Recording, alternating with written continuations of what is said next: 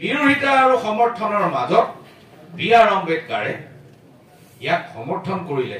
A N. Thakkar বুলি এজন কনষ্টিটিউয়েণ্ট assembly member আছিলে, তেওঁ সমৰ্থন কৰিলে। সমৰ্থকৰ সংখ্যা বেছি হ'ল, যাৰ ফলত আজি সংবিধানত 1949 চনৰ 7 ছেপ্টেম্বৰৰ দিনা সংবিধানত এই 6ষ্ঠ অনুসূচীটো অন্তৰ্ভুক্ত হ'ল। কিন্তু বড়োলেণ্ডত কিন্তু 6ষ্ঠ অনুসূচী অন্তৰ্ভুক্ত হোৱা নাছিল।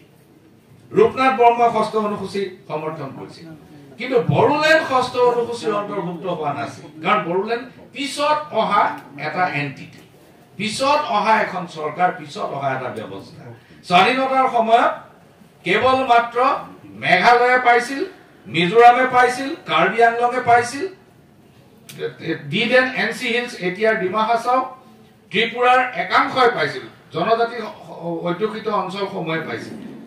অসমৰ এই অঞ্চলটো BTAD অঞ্চলটো তেতিয়া 6ষ্ঠ অনুসূচীৰ অন্তৰ্ভুক্ত হোৱা নাছিল। যেতিয়া একৰ্ড হ'ল, তাৰ পিছত BTAD অঞ্চলটো 6ষ্ঠ অনুসূচীৰ অন্তৰ্ভুক্ত হ'ল। কিন্তু তাত 6ষ্ঠ অনুসূচীখন প্ৰথমবাৰৰ বাবে সংশোধন কৰা হ'ল, তাক কেৱল বড়োলেণ্ডক অন্তৰ্ভুক্ত কৰাৰ বাবে। এতিয়া এনচি হিলছ, কাৰ্বি আংলং বা ত্ৰিপুৰা, মিজোৰামত যি ধৰণৰ ব্যৱস্থা চলি আছে 6ষ্ঠ অনুসূচী, তাৰ লগত BTADৰ ব্যৱস্থাৰ গুণগত পাৰ্থক্য আছে, কোৱালিটেটিভ ডিফাৰেন্স আছে। এজনে হাত দাঙক, কোনে ক'ব সেই কোৱালিটেটিভ ডিফাৰেন্সটো কি, গুণগত পাৰ্থক্যটো কি? এনিৱান সবে জানে। Pardon? Hills and Plains tribe. No. Anyone? Yes.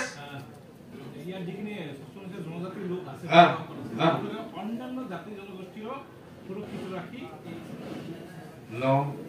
Technically খুব strong point আছে qualitative difference. মাটিৰ কিনা বেচা, কাৰ্বি আংলং এনচি হিলছত আপুনি মাটিৰ কিনা বেচা কৰিব নোৱাৰে। BTAD এই ব্যৱস্থাটো আছে। That is the basic qualitative difference. Working in the 6th scheduled area, you must know these qualitative differences, the nuances. Yet এই ডিফাৰেন্সটো আছে যে ইয়াত জনজাতি আৰু অজনজাতিৰ মাজত ল্যান্ড ট্ৰান্সফাৰ হ'ব পাৰে, যেটো কাৰ্বি আংলং আৰু এনচি হিলছত সেইটো নিষিদ্ধ। এতিয়া কথাটো হ'ল আনৰিটেন পাৰ্টটো কি? আনৰিটেন পাৰ্টটো হ'ল যে চাব, ইয়াত সাংবাদিকতা কৰাটো এইকাৰণে কৈছে ডেভেলপমেণ্ট জাৰ্নেলিজিম। এই ডেভেলপমেণ্ট জাৰ্নেলিজিমৰ প্ৰসংগটো কেনেকৈ আহিব?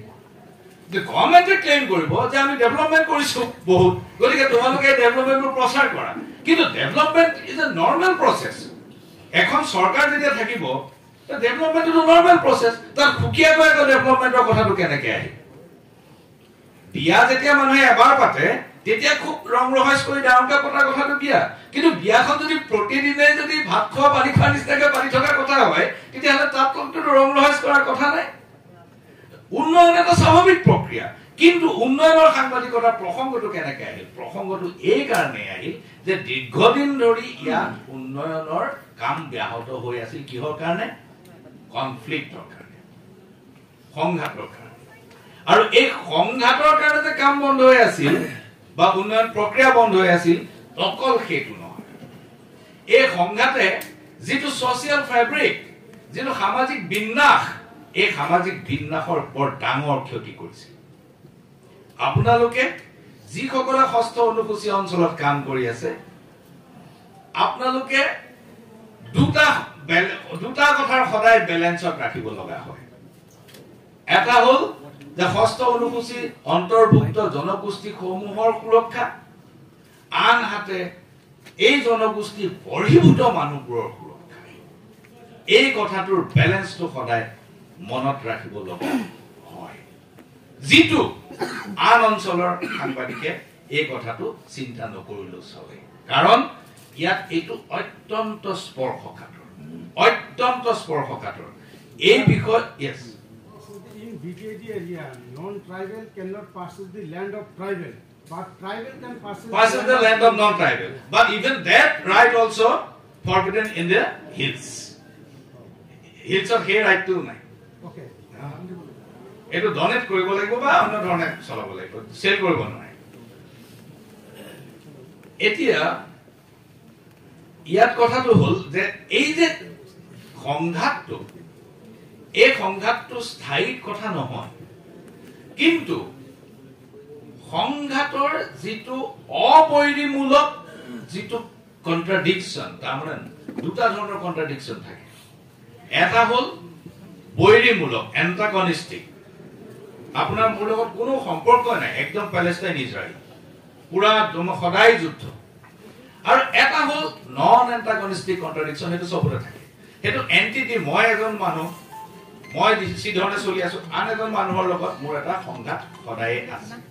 এই সংঘাতটো সদায় স্পষ্ট ৰূপত দেখা পোৱা নাযায়। এই কথাটো, এই নুৱান্সেছটো আমি অনুভৱ কৰিব পাৰিব লাগে। আৰু যেতিয়া আমি এইটো অনুভৱ কৰিম, তেতিয়া আমি সকলো সময়তে সংঘাত এৰাই চলিব পাৰিম। আৰু সংঘাত এৰাই চলিলেই উন্নয়নৰ যিটো সাংবাদিকতা, সেই সাংবাদিকতাত আমি ভৰি দিব পাৰিম। এতিয়া সংঘাত এৰাই চলাৰ কাৰণে